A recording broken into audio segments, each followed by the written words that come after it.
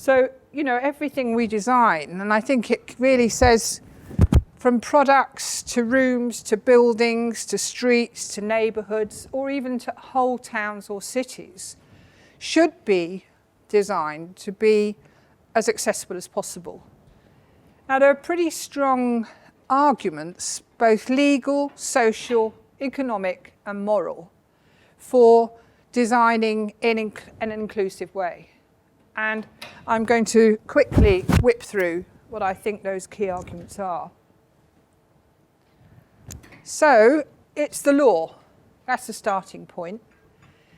Now, I don't know whether you've noticed something I've noticed in public life generally, that if something goes wrong in society, quite often, whatever it is that went wrong is not necessarily laid at the door of whoever caused that problem. There's somebody looks around for someone who's responsible. Let's take the example of that awful case of baby P. Do you remember that awful case?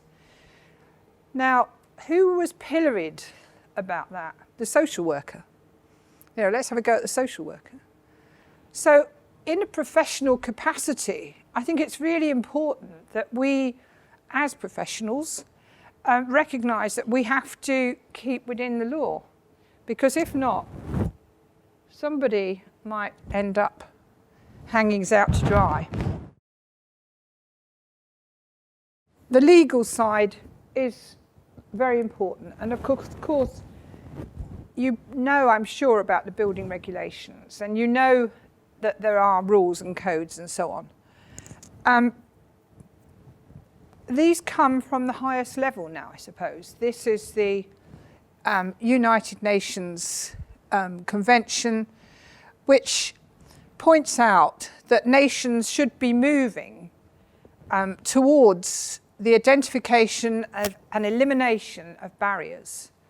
And that includes buildings, roads, transport, and all the other facilities that people might wish to use, including schools, housing, medical facilities and workplaces. So in acting, the Welsh Government, to try and make improvements, as Jen mentioned in her introduction, they are doing exactly what the United Nations is saying countries should do.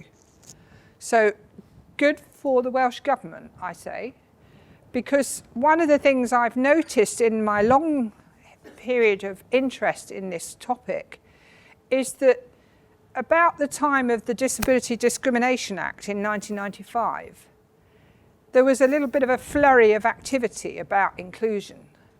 But that flurry seems to have very much died down. It's not quite so high on the agenda as it used to be. And I think the Welsh Assembly Government are quite right in saying, let's give this another push, because time is going on and there are still quite a lot of things that are causing major difficulties.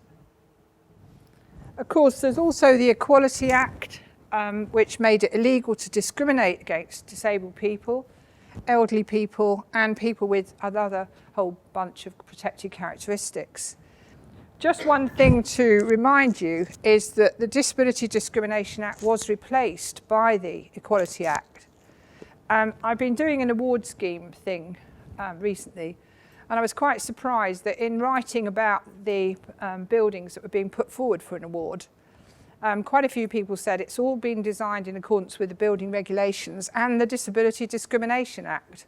Sort of, talk about shooting yourself in the foot, because 1995 is quite a while away, and 2010 is also 6 years ago. So, trying to keep up to date with these bits of legislation can be hard going. I'm fully aware of that. Things keep changing. New laws get passed or new laws get chucked out, as is the recent history for Wales. But, keeping up with things is tough sometimes. But you do need to sort of be aware of changes.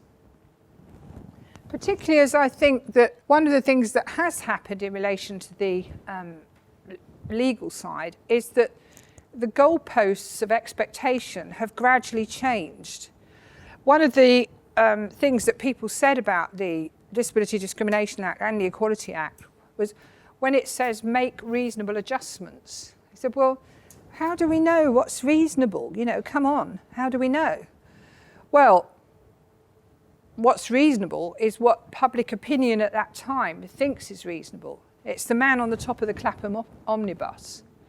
I suppose the fact that he's gone upstairs is an issue, but anyway, it's about what people think is right. And it's true to say that over time that changes. And you might say, well, why did the legislators not make it clearer what they wanted? Well, the reason is they are allowing public opinion to move on. So what was seen as reasonable in 1995 will not necessarily be seen as reasonable in 2016. So there's sort of, there are changes that occur in terms of expectations.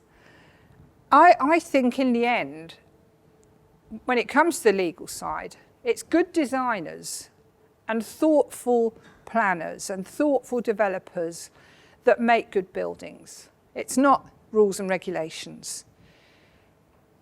You have to have standards and codes, but it's creativity that makes a good place. It's the ability of creative people like yourselves to get it together within the context of a philosophy which is think inclusion. Make sure it works for everybody. And if you don't want to do that, you might end up being pilloried in the way that this cartoon shows. So the Welsh Government is clearly being quite pushy on this and saying, let's get this right. Let's try and make sure that disabled people can achieve a reasonable lifestyle, that we can get rid of restrictive movement barriers, things that prevent people from basically participating in the whole of mainstream community life.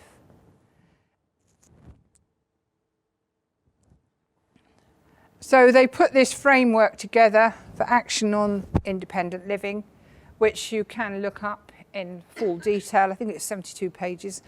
But the gist of it is we want a cross-cutting approach to addressing barriers to inclusion. That's probably one of the reasons why we've got people from different backgrounds here today. You know, it has to be thought of within the context of the whole development process. And we're going with it because of the UN Convention and the Equality Act. It promotes a positive vision of disabled people, and it has particular stress on the adoption of the social model of disability, which I'll talk to you a bit more about in a moment. So all these things have implications for building design, for travel, for transport, for streets and places. It's the full gamut of activity. So, in other words, if we're looking at how to design something, we should take that approach from the beginning. I think it's absolutely crucial to recognise that the only way you're going to get something that works for everybody is by thinking about inclusion from the very start of the process, not adding it on later.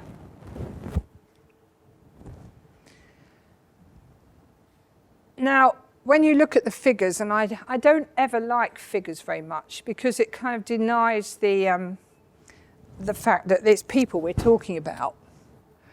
But if you look at the figures for Wales, about 1/5 of the working age population has some sort of impairment. And you can see here in the map areas that have particularly high concentrations. The darker the blue on the map, the more people there are with an impairment. So there are some areas, some pockets of particularly high figure where there's over 30%. And then in some areas it becomes less than 15%. But it is quite a high percentage of people that are affected.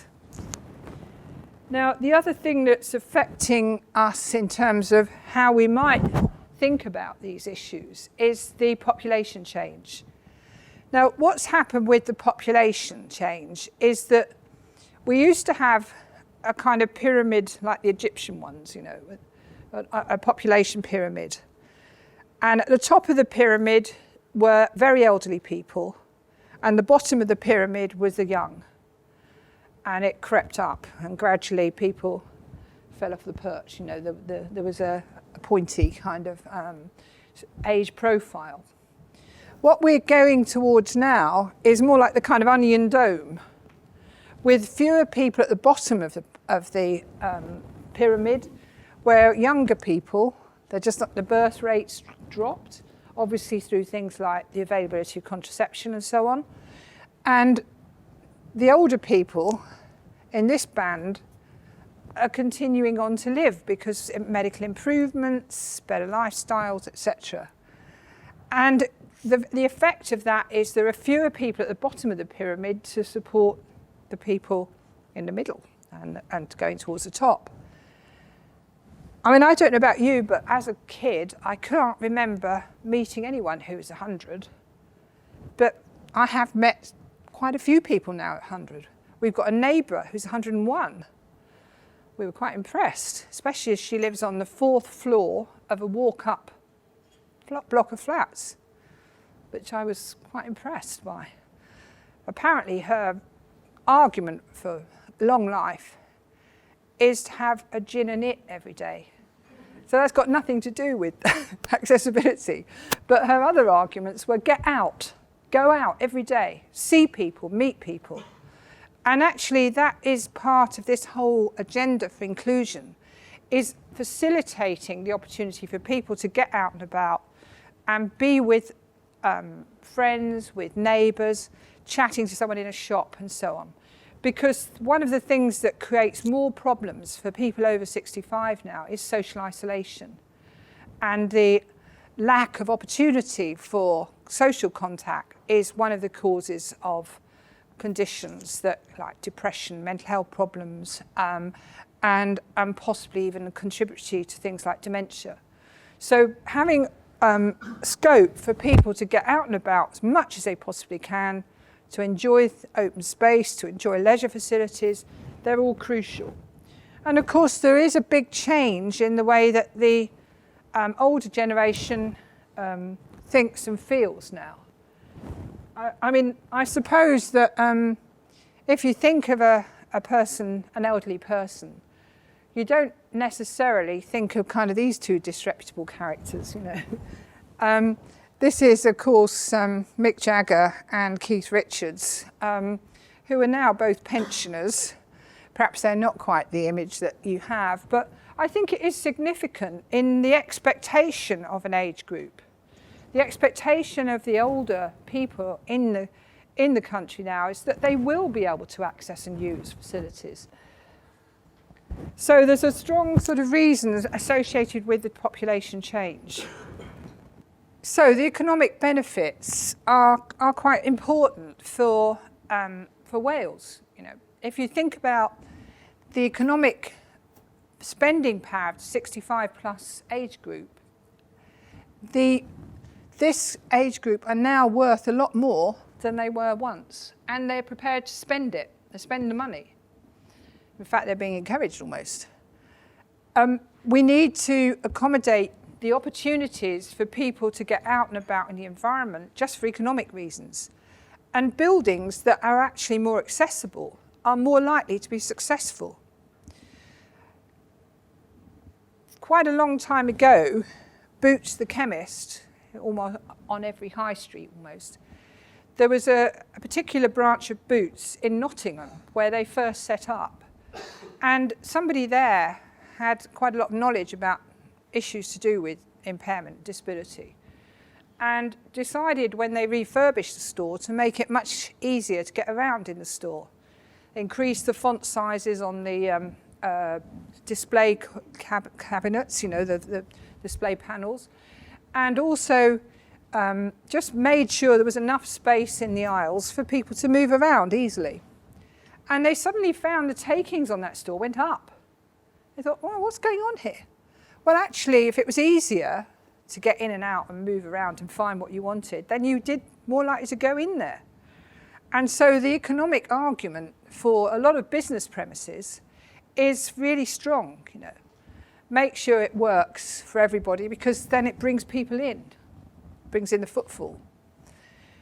Other countries are a little bit ahead of us. I went to Japan for a conference a few years ago, actually, and I was really surprised to find they built a whole city, quite a substantial one, called Hamamatsu City. I don't know whether I pronounced that correctly.